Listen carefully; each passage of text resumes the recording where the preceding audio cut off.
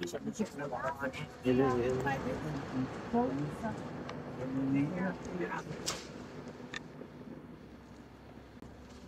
কি ভাবছেন এখানে দাঁড়িয়ে বসে বসে স্যার? ভাবছি টিএনসি চেয়ারম্যান মিস্টার লিজিনিয়ান আসলে কি বানায় রাখলো চিন্তা করতেছি। আমি যা মনে করছিলাম টিএনসি চেয়ারম্যান শুধু স্বাস্থ্য এবং সম্পদ নিয়ে কাজ করে, কিন্তু আজকে আসলে একটা ভিন্ন অভিজ্ঞতা হলো। আপনারা যতক্ষণ দেখলেন পুরো এরিয়াটা, এখানে টিএনসির এক বিশাল কলেজ এবং ইউনিভার্সিটি বানিয়ে রেখেছে, যেখানে বর্তমানে 13,000 ছাত্র এখানে পড়াশোনা করে, এবং তারা বললো খুব শীঘ্রই সেখানে 25,000 ছাত্র এখানে জয়েন করবে।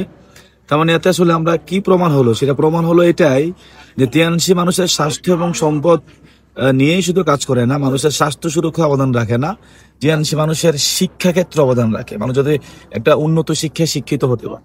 আমি ভাবছি যে ভবিষ্যতে আমার ছেলে মেয়েকে বা আমাদের ছেলে মেয়েকে আমরা যদি উন্নত শিক্ষায় শিক্ষিত করতে চাই, ইউরোপ আমেরিকা কোথাও পাঠানোর দরকার নাই। টিএনসির আমাদের টিএনসি আমার টিএনসি আমাদের টিএনসির কলেজ এবং ইউনিভার্সিটি আছে, আমরা সেখানে পড়াবো। আমরা বলতে পারবো আমার ছেলে মেয়ে আমাদের ছেলে মেয়ে এখানে পড়ে তারা শিক্ষিত হচ্ছে।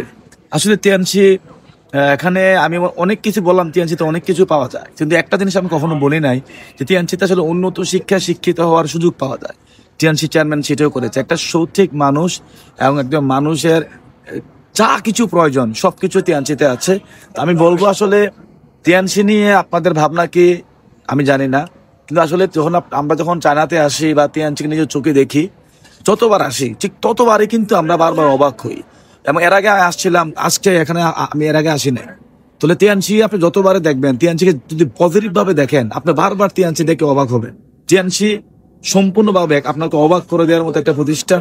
আসুন, যে আপনার ভবিষ্যৎটাকে আপনি অবাক করে দিতে চান মানুষের কাছে, তাহলে টিএনসি আপনার একমাত্র সঠিক একদম প্ল্যাটফর্ম। ধন্যবাদ সবাইকে, বাবা। এটা